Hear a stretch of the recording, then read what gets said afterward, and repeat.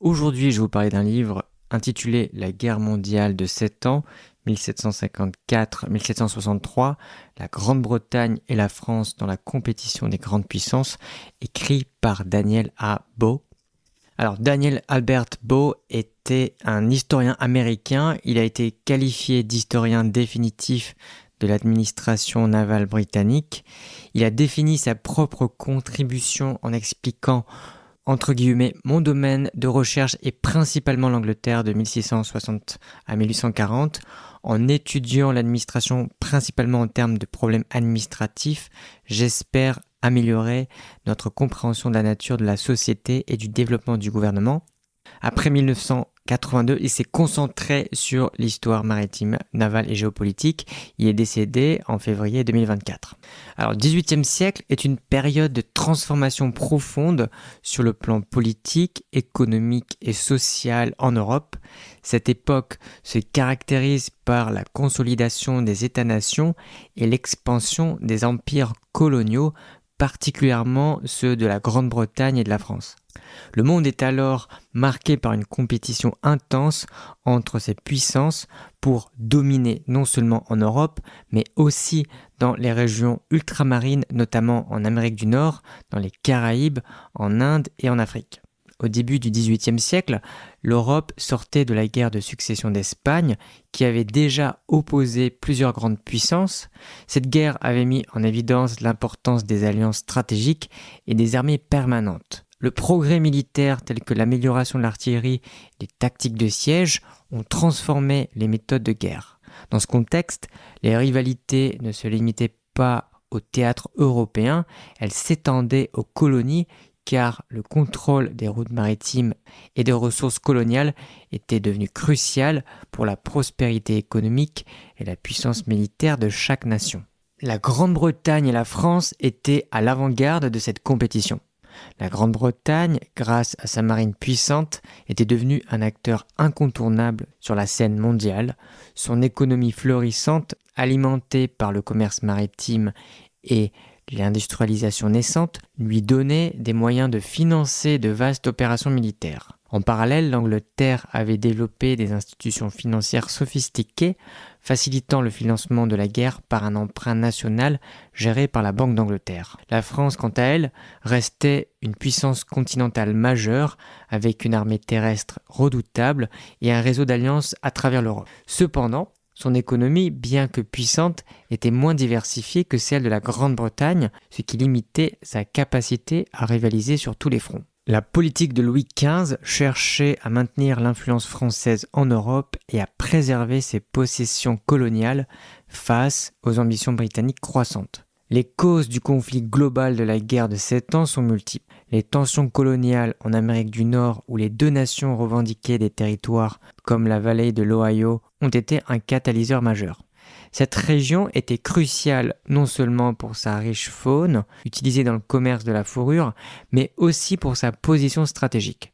En Europe, la rivalité était exacerbée par la révolution diplomatique de 1756, lorsque la France et l'Autriche, autrefois ennemis, formèrent une alliance contre la montée de la Prusse alliée de la Grande-Bretagne. Les ambitions territoriales et impérialistes, combinées à des relations diplomatiques instables, créèrent une situation géopolitique explosive. Les systèmes de recrutement, les stratégies militaires et le besoin de ressources ont tous contribué à faire de ce conflit une guerre véritablement mondiale.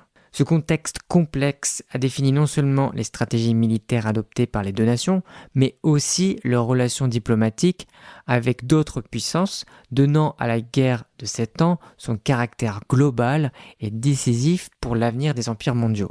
La période de 1754 à 1755 marque le début des tensions qui donneront lieu à la guerre de 7 ans, un conflit d'échelle mondiale. Au cœur de ces prémices se trouvent des rivalités territoriales et des rivalités impériales qui bouillonnaient depuis des décennies, particulièrement sur le continent nord-américain. L'Amérique du Nord était une région stratégique où les ambitions françaises et britanniques entraient souvent en collision. La vallée de l'Ohio était au centre de ces tensions. Cette région était convoitée par les deux nations car elle représentait non seulement une avenue cruciale pour l'expansion vers l'ouest, mais également un territoire riche en ressources naturelles. Les Britanniques, en quête d'expansion vers l'intérieur du continent, cherchaient à établir des colonies le long de l'Ohio. De leur côté, les Français, reliant leurs colonies du Canada et de la Louisiane, cherchaient à renforcer leur emprise sur cette importante voie fluviale. Les tensions se sont rapidement transformées en affrontements réels en 1754 lorsque des forces françaises ont commencé à construire une série de forts dans la vallée de l'Ohio, notamment le célèbre fort Duquesne, situé à l'emplacement actuel de Pittsburgh. Pour contrer cette avance française, les Britanniques envoyèrent une expédition dirigée par le lieutenant-colonel George Washington, alors jeune officier de la milice coloniale de Virginie. En mai 1754, sa troupe affronta les Français à la bataille de Jumonville-Glen, marquant ainsi le début des hostilités armées. Ces affrontements ne se limitaient pas au terrain militaire, ils s'accompagnaient de tentatives diplomatiques pour gagner le soutien des tribus amérindiennes. Les alliances avec les nations autochtones, telles que les Iroquois, étaient cruciales pour contrôler la région. Les Français et les Britanniques utilisèrent des stratégies de persuasion et des promesses diverses pour essayer de rallier ces puissances locales à leur cause. Entre 1754 et 1755, bien que le conflit armé se soit principalement concentré en Amérique du Nord, les tensions internationales commencèrent à s'intensifier également en Europe. Les politiques agressives de chaque nation sur le continent lançaient des avertissements clairs que la situation pourrait dégénérer en un conflit de plus grande envergure. Les Britanniques se préparaient déjà à renforcer leur présence maritime et leurs colonies, tandis que la France cherchait à consolider ses alliances en Europe, notamment avec l'Autriche, à travers une entente secrète. En parallèle, des incidents en mer ajoutaient de l'huile sur le feu. Les forces navales britanniques commencèrent à capturer des navires français sur fond d'accusations de piraterie et de commerce illégal. Les provocations maritimes augmentaient la pression sur les deux gouvernements, rendant une résolution diplomatique de plus en plus difficile. Les années 1756 et 1757 furent cruciales pour déterminer les stratégies militaires et politiques des puissances impliquées dans la guerre de 7 ans. Dès le début, la France et l'Angleterre formulèrent des plans de guerre ambitieux pour sécuriser leurs intérêts respectifs et remporter des victoires décisives. La stratégie française reposait sur une série d'actions coordonnées visant à renforcer le contrôle sur les territoires contestés en Europe et outre-mer. En Europe, la France choisit de concentrer ses efforts sur le continent, espérant profiter de ses alliances avec l'Autriche et d'autres puissances pour affaiblir la position britannique. Son objectif était également de contenir la Prusse, alliée à la Grande-Bretagne, et d'ouvrir de nouveaux fronts en investissant fortement en Allemagne, notamment en Hanovre. Sur le plan maritime et colonial, la France opta pour un positionnement stratégique vis-à-vis de ses colonies, tentant de protéger les routes commerciales tout en lançant des attaques optimistes là où la défense britannique paraissait faible. De l'autre côté, la stratégie britannique se concentrait avant tout sur la domination navale. La Grande-Bretagne mettait l'accent sur sa puissance maritime pour établir un blocus économique et mener des opérations amphibies. Soucieuses de leur réseau commercial, les forces britanniques cherchaient à détruire la flotte française et à couper ses lignes d'approvisionnement tout en soutenant des offensives en Amérique du Nord, en particulier le long de la frontière canadienne et autour des Grands Lacs. Au début de la guerre, les Français obtinrent plusieurs succès importants.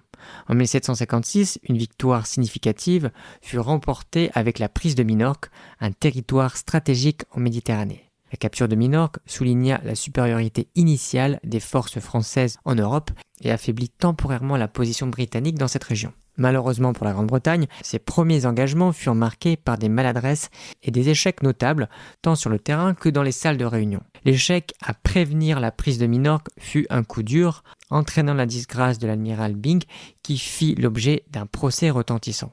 Par ailleurs, sur le continent, la coordination entre les Alliés et le commandement militaire laissa souvent à désirer, rendant difficiles les opérations conjointes avec la Prusse. Face à ces revers, un changement de leadership à Londres apporta de nouvelles perspectives. William Pitt, dit le Jeune, arriva au pouvoir en 1757, apportant une vision stratégique renouvelée et une détermination à restaurer la position britannique dans le conflit. Sous sa direction, les ressources furent redistribuées et les objectifs redéfinis pour maximiser les forces de la Grande-Bretagne. Pitt réorganisa l'armée et la marine britannique pour mieux exploiter leur suprématie maritime. Il ordonna des attaques ciblées et renforça le soutien à la Prusse tout en doublant les efforts en Amérique du Nord. C'est ainsi qu'il joua un rôle déterminant dans l'accroissement des forces militaires britanniques et l'amélioration de leur efficacité, établissant une approche coordonnée et ambitieuse qui allait changer le cours de la guerre à l'avantage de la Grande-Bretagne. Par ces réformes, Pitt imprima un nouvel élan à l'effort de guerre britannique, posant les bases des succès ultérieurs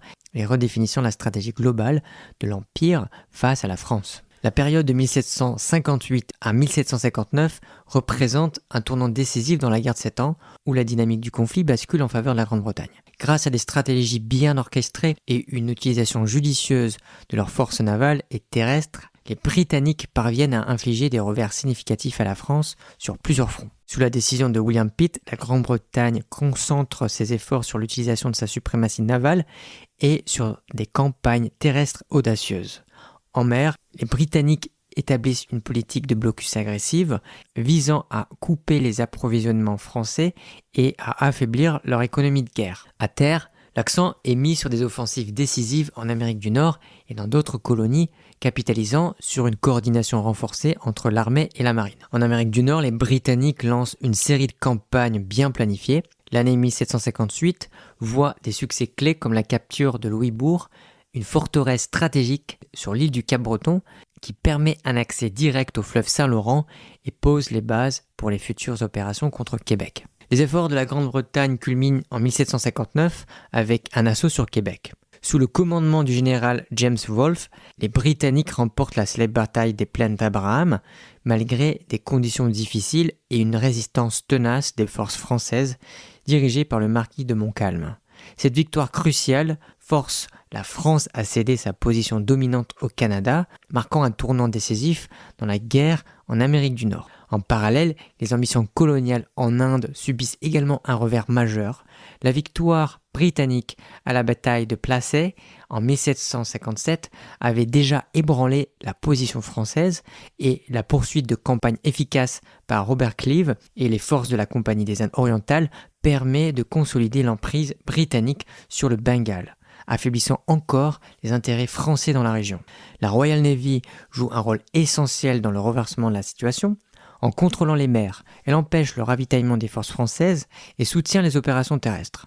Des batailles navales décisives telles que celle de Lagos et celle de la baie de Quiberon en 1759 démontrent la capacité de la marine britannique à dominer l'océan Atlantique et à protéger les routes commerciales vitales. Ces victoires navales non seulement renforcent le moral britannique, mais isolent également la France, limitant sévèrement sa capacité à soutenir ses troupes et à transporter des ressources vers ses colonies. Ce tournant de 1758-1759 résulte en une série de gains stratégiques pour la Grande-Bretagne. Les succès sur les mers et sur les terres, combinés à la désorganisation et à l'épuisement des ressources françaises, conduisent à une ascendance britannique de plus en plus prononcée, préparant le terrain pour une conclusion favorable à la Grande-Bretagne du conflit mondial. Les années 1760 et 1761 voient une intensification et une expansion du conflit de la guerre de 7 ans sur des théâtres globaux avec une implication accrue dans les Caraïbes, en Afrique et en Asie. Les guerres ne se limitent plus à l'Amérique du Nord et à l'Europe, mais s'étendent sur presque tous les continents où les empires britanniques et français ont des intérêts coloniaux. Dans les Caraïbes, les îles sucrières deviennent un enjeu crucial à cause de leur richesse économique. Les Britanniques entreprennent des campagnes pour capturer des îles stratégiques comme la Martinique et la Guadeloupe. Ces succès non seulement affaiblissent l'économie de plantations françaises, mais renforcent également la position commerciale britannique dans l'hémisphère occidental. En Afrique, les rivalités coloniales s'intensifient autour des postes de traite le long de la côte, notamment dans le golfe de Guinée. Ces régions sont stratégiquement essentielles pour le commerce des esclaves, vitales aux économies coloniales américaines. Les Britanniques s'efforcent de saper les installations françaises pour limiter leur commerce et renforcer le leur. L'Asie, et en particulier l'Inde, reste un champ de bataille clé. La Compagnie britannique des Indes orientales continue de gagner du terrain sur les établissements français, consolidant son rôle dans les affaires locales et étendant son influence à travers le sous-continent. La défaite française lors des batailles cruciales comme celle de Pondichéry entérine l'affaiblissement des ambitions françaises en Inde. En Europe, l'Allemagne devient un pivot stratégique central dans le conflit en raison de son emplacement et de nombreux États influents qu'elle abrite. La France s'appuie fortement sur son alliance avec l'Autriche, visant à contenir la puissance prussienne de Frédéric le Grand, allié de la Grande-Bretagne. Pour la France, cette alliance est cruciale, non seulement pour infliger des pertes à la Prusse, mais aussi pour maintenir un front commun contre les Britanniques et leurs alliés. Cependant, les campagnes sur le sol allemand s'avèrent épuisantes et drainent les ressources militaires et économiques de la France sans apporter de victoire décisive. Cela montre les limites de l'efficacité de l'alliance française avec l'Autriche et l'extraction des ressources, alors que la Prusse tient bon malgré des offensives répétées. Alors que la guerre s'éternise et que ses coûts augmentent, les efforts pour négocier la paix deviennent de plus en plus pressants. Diverses tentatives de négociation sont initiées, cherchant à alléger le poids de la guerre sur les nations participantes. Cependant, les négociations sont souvent entravées par les ambitions conflictuelles des différentes puissances et par l'absence de terrain d'entente substantiel. Les pourparlers sont complexifiés par la méfiance mutuelle et les exigences élevées, chaque partie cherchant à maximiser ses gains tout en minimisant ses pertes. La France en particulier, malgré son désir de paix, trouve difficile de rentrer dans des négociations tout en position de faiblesse perçue. En conséquence, ses efforts pour mettre fin à la guerre échouent à ce stade, prolongeant ainsi le conflit et augmentant les souffrances et les coûts associés. Cette phase globale expose la guerre de 7 ans comme un véritable conflit mondial, dépassant les seules ambitions européennes, mettant en lumière l'intégration économique et stratégique de plusieurs continents et l'ampleur des changements géopolitiques qui vont en découler. La période de 1762 à 1763 marque la fin de la guerre de 7 ans, aboutissant à des campagnes militaires décisives, la capitulation française et d'importants changements géopolitiques et économiques à l'échelle mondiale. En 1762, la guerre atteint ses derniers moments avec plusieurs campagnes qui scellent le sort de la France. Les Britanniques poursuivent leur stratégie de domination maritime, infligeant des défaites sur plusieurs fronts.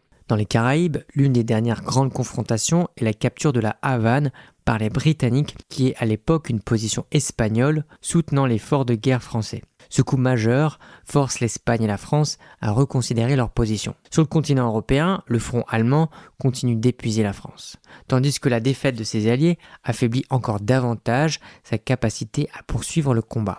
Avec une économie sous pression et des défaites successives, la France est confrontée à la nécessité de chercher un règlement pacifique. Les négociations de paix s'intensifient en 1762 alors que toutes les parties cherchent à mettre fin à un conflit qui a largement érodé leurs ressources financières et militaires. Ces pourparlers aboutissent au traité de Paris signé le 10 février 1763 qui redessine la carte coloniale du monde. Le traité prévoit que la France cède la majeure partie de ses territoires nord-américains à la Grande-Bretagne, notamment le Canada et les terres à l'est du Mississippi. En échange, la France conserve les îles Saint-Pierre et Miquelon et récupère la Guadeloupe et la Martinique, plus précieuses économiquement en raison de leur production sucrière. En Inde, la France obtient quelques comptoirs mais voit ses aspirations coloniales sévèrement restreintes. Les résultats du traité de Paris signifient un gain massif pour la Grande-Bretagne. Celle-ci contrôle désormais un vaste empire colonial qui propulsera son économie et renforcera sa position dominante sur la scène mondiale, inaugurant une ère de suprématie globale. Pour la France, la perte de son empire nord-américain et de son influence en Inde marque un coup dur. La dette impose également une dette massive et une reprise économique difficile qui contribueront à des tensions internes et, à terme, à des troubles sociaux profonds menant à la Révolution française. L'Espagne, bien que perdant la Floride au profit des Britanniques, reçoit la Louisiane de la France, réorientant ainsi ses intérêts vers l'ouest de l'Amérique du Nord. Le traité impose aussi un retrait des troupes espagnoles du Portugal, réaffirmant sa souveraineté. Globalement, le traité de Paris modifie les lignes d'influence coloniale et économique, renforçant l'Empire britannique, tandis que la France doit reconstruire sa politique coloniale. Ce bouleversement des équilibres installe une nouvelle dynamique dans les relations internationales, semant ainsi les graines de rivalités futures qui continueront d'émerger au fil du temps.